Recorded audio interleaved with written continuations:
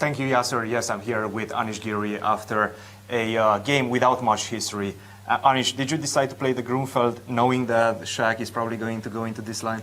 Not exactly knowing, but I wanted to have it clear. Like, I don't want this, know what I'm talking about. You want to know, what the guy wants. Not that, this, yeah, and then, maybe, no, just, do you want to draw or do you want to play? Okay, you want to draw? Fine. Go into this line, of Fine, course. Okay. Okay, not much history in today's game, so I'm going to work you a little bit in order to analyze all the other games that are still going on. So, which one do you want to go to? Let's see from the start. Grishuk Caruana, very interesting. You know what's fascinating about these lines is that you can play a4 and d4 in different orders, and bishop g4 is there at various points. So, for example, here, black can start with b5, bishop b3, bishop c5. But now there is the move a4, and you cannot play bishop g4 at all. Correct. You can also go, okay, I'm just sort of pretending. Of course, no. Pretending that, this.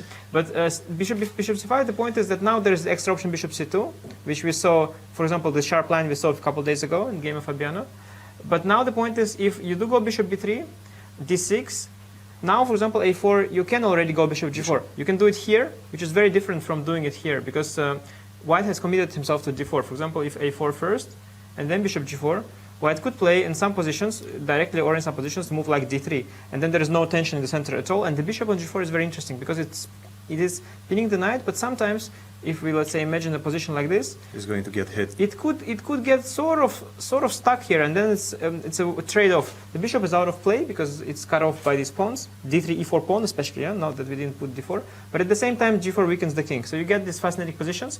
It's not clear at all if Fabiano wanted to go bishop g4, but Alexander played d4 and a4, and now Fabiano uses this option to go bishop g4. There are moves like bishop b7, also move rook b8, but bishop g4 is one of those, and I think this is a very exciting theoretical battle. And this usually goes into those lines where white gets a pawn, right? If I'm not mistaken. I think it's not that one. No, I think that one you speak about is rook b8 first. Rook b8 and then there is this knight a3 business with castle. I don't remember which first castle. Knight a5, bishop g4. Bishop g4 now. Yeah. Bishop g4 first. It could lead to this kind of business, like for example, your engine immediately shows this kind of murky business, like. Here, and that's super weird because you've got the open G file for sort of attack. At the same time, there is some potential for if it were an endgame, maybe bishop would be forever stuck. This famous Capablanca game, but here the king is way too weak, and so G4 is probably too much. So you've got this very messed up situation. White has some light square domination, but it's shaky. F5 is coming. This is just one of the many lines, and I'm hoping for Grishuk that he's well prepped. He should be, honestly. When the guy played it 2 days ago, you have to be prepared. He's thinking, though. Yeah, he's always thinking. Always thinking. Yeah. But I suspect bishop g4 might not have been at the top of his list. As far as I know, bishop b7 is what a lot of players play with this move order. I think it's what Levon played as well. So probably bishop b7 was his priority number one. Rook b8 also he had to check, but bishop g4 he must have looked at it as well. I mean, he must have. And now he's of course also, maybe he thought, for example, that white was better according to his notes. Or he thought it is not an interesting line for black, so he's wondering, well, Fabi plays it nonetheless, maybe what is he thinking? What have I missed? Can I still jump out of my prep? Do I want to jump out of my prep? Do I remember my prep? All these thoughts. Also, it seems like Fabiano is definitely enjoying stirring the game into this type of super wild battles. Fabiano is really, he loves taking up a fight with black whenever possible. He's provoking the fight always with the black pieces. It's very admirable, but as we can see, it's always a double-edged sword. He plays under the assumption that he is a better player in complicated positions, and that assumption is sort of correct. But I think when you face a player as strong as Grishuk and all the other top players, it's not a given that all these complicated battles he's going to win them. And right now in the tournament, he's struggling on -1, surprisingly. So nonetheless, I mean, I respect his approach, and when it works very well. Sometimes he's able to win games with white and with black. But it is a very risky approach, and it's also very demanding. You have to work so hard to keep finding these ideas because, to make move like bishop g4 work, you need to spend hours and hours because the engine says first white is better. You have to make sure that, and then you think what are the odds of white losing it anyway? White has hundreds of ways to equalize. So it's a lot of work for some kind of interesting reward, and he's taking these chances. He's a very hard worker, and it usually pays off, but mostly when he's in good shape. When he's in bad shape, it can backfire. Yeah, of course. When you are in bad shape, you really want to go towards the simple options, but he maybe doesn't have them. He prepares with the assumption that he's in good shape, And then when it comes to this game, maybe he no longer can play the Petrov. Maybe he forgot all the variations already from the World Championship prep. So now he has to enter the mess. And already he's entering the mess, and now it's already, like this Russian roulette.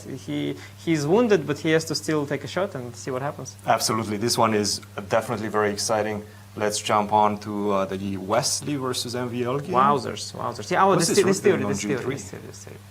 As the YouTube comments say, this is all theory. Knight h4, knight d4 in this order is what Maxim played a couple of times in the World Cup a few years back.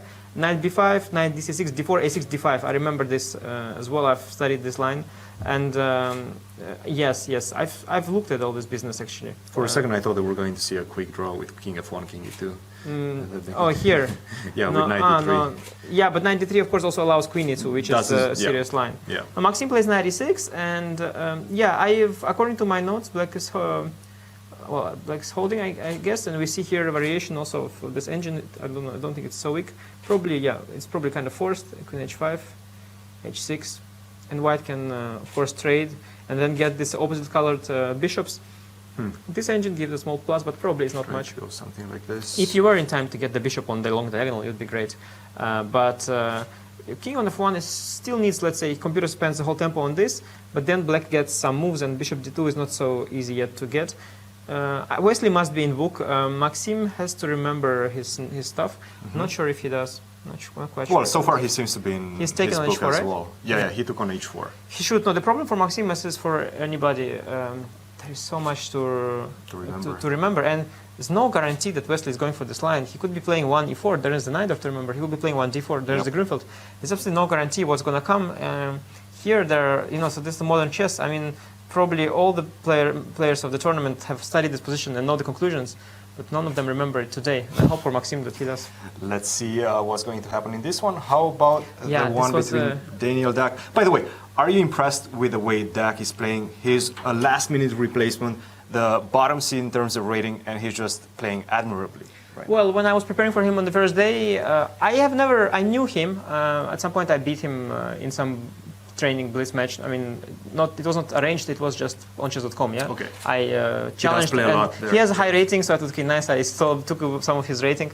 So I never thought he's. He's obviously a talent, but I never thought he was anything all too special. To put things frankly. Yeah, I mean, I didn't think we speak of the next world champion or anything like that. I thought he could be a top player in the future, but nothing special. But then, as I had to prepare against him, I've realized that he's really well prepared. I started to realize that he's always following the trends, and he has a very dynamic opening repertoire. He plays all the hot things. Clearly he loves checking openings. That was obvious from his repertoire. He works a lot. Works a lot, and the one thing against him would be that it's one thing to work when you're facing people in the open tournaments. It's a little bit different level of work. Like, you don't go as deep, you go a little wider, you look for interesting positions where you stop also at the point when you think like, well, it's interesting, I'll probably beat my opponent because I'm stronger. But here it's different. He's playing opponents who are supposed to be stronger, so he has to stop further than usual. And I thought with so little time, he might not be able to switch because he has a lot of openings with black, but sometimes you need that fire-proof weapon. But he seems to have that as well. I don't know if he quickly, like now on the go, like every day he works and he made it up now, or if he had it ready just in case.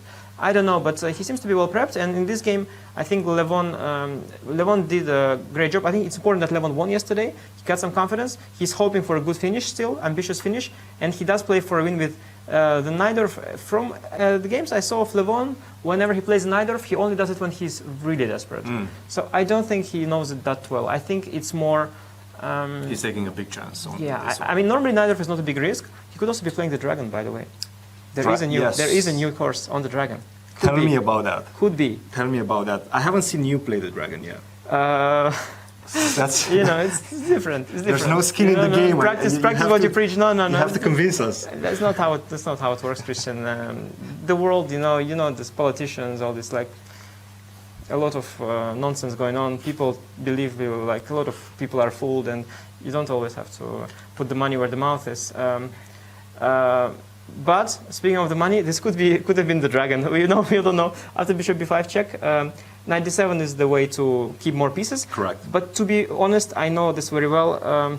yeah, it is ambitious if white is completely unprepared. Of course, there is theory and white can play it quite safe. The system he went for, though, well, I definitely recommend the move e5. But I have to say, there are some drawish tendencies in these positions, because very often white can, if white wants to play ambitiously, he goes h3, wastes the time. But if white is not ambitious, he can just make some useful moves like that. And very often black's best is to do this, you know, force the repetition. But if you want to play for a win, then white avoided the move h3, and maybe he has a small something. So this line, in which course can we find? In the dragon or the Najdorf? There's a course for every line, correct assumption. This one is in the Najdorf course. The dragon course I give here bishop d7. It's a little different. To be honest, I think at the top level, bishop d7 offers a more reliable approach, less lines for white, more compact. But of course, you trade a pair of bishops. So knight d7 is a more traditional way of trying to outclass your opponent.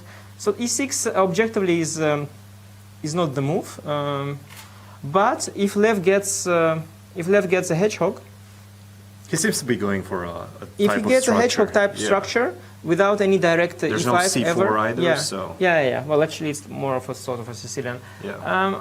I think he's happy with probably the opening. Something like b6. Maybe. Yeah, if he can b6. Also, sometimes there is this idea of knight e5. And then white should, well, if you were to take, then you get completely double-edged structure. Yeah. Knight on c3 is then bad. These pawns, of course, white has majority on the queen side, but it's not going anywhere in the middle game. And black has got this f4 square. Sometimes knight goes, f5 comes. So there is some potential there. Also, you could go indeed for this hedgehog. Like black setup is hedgehog. White hasn't put pawn on c4 yet, but you know, I think it transposes to one other theoretical position. It's actually not easy for black because I've got this knight d2 to c4 maneuver, pushing against that d6 pawn, and things get forced. That's very interesting. So forced. if you go bishop b7, now you're having some issues. I think actually it's bishop e3 first, because knight e2 is knight e5. I think this, suddenly we transpose to another line in bishop b5 check. That's, this is a big theory. But you know, as the pawn structure disappeared, I think it's bishop f4, then queen c6, knight e3, I recall. This becomes very open, and a lot of trades happen. And this is again very drawish, very safe for white. White plays without risk. So Levon has to be careful not to fall into that. And I don't know if Deak knows this. Perhaps he seems to be playing very fast, isn't he? 95. Levon. No. Actually, Deak is thinking. I like this 95. At least computer doesn't hate it, and I really like it because I think this. Yeah, allow that. Okay, fine. You allow a5. What to do? Yeah, no problem. you know you can't have it all. So you have to allow something. Then bishop comes to d7 plus 2c6, and white doesn't have anything concrete. And I think this is how it starts. Cool. So it's a good start for Levon. I really appreciate that he played the Najdorf. I am very curious what Levon knows. Maybe not the Najdorf or the Dragon. Could also be some classical Sicilian. Yeah. Because Najdorf, I don't know what does Levon know compared to Bogdan, who is playing Najdorf with both colors down the sharp lines. And we're gonna have to ask him. But you know, Levon might have also studied my course. You never know. That's what I'm gonna ask him. Okay, let's go to the last one. Okay. Rajabov versus. Oh yeah, wow. Another one, a classical. Yeah. Wow. You know, today is a big day. Timur is going for it. You think so? Okay. Also, yeah, Timur's going for it. Also, he has no choice. His opponent is playing these openings that they don't even offer really a way to play it safe. It's not like he wants to play aggressively with black, but just his openings. Maybe it's because Constantin Lupulescu plays mostly the open tournaments. So, like naturally, he's built his repertoire around these aggressive variations. And by now, it's very late for him to switch and suddenly play the solid Berlin. I mean, he can try, but he doesn't have any experience at all with e4, e5 on high level, or even on any level. So, you know, it's not that easy. Even if you play the solid Berlin or Italians, you have to have some experience, you know, at least. And so he still continues with that same approach against the very top players. That's going to lead to exciting games, but that's a whole different level of play and also different level of prep by his opponents.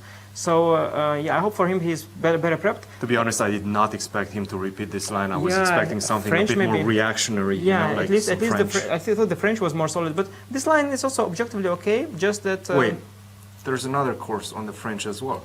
Oh, there's a course on the French. It's unbelievable. There's also a course on this stuff, but it's not by me. Okay. So let's not advertise that. The French, yeah. You know, it happens naturally. I'm even mentioning French, not even to promote the course, but it's like part of me now. I like effortlessly promote my courses. It's a full-time job. Yeah. Yeah. But the good thing for Konstantin is that he lost in this line horribly against Grishu. And hopefully he has something new. And now, yeah, he of course was very carefully Because when you lose so horribly, you either stop playing, or if you do play the line again, you now already know the danger. You were last time too naive. So this time you really try to have it all nicely figured out. Rajabov is also prepared, but he's thinking for a very long time. Yeah, exciting so we'll games today. Very exciting games. Anish, thank you very much for putting in some work after the game and joining us for the commentary. Thank you for the free advertising space. Always.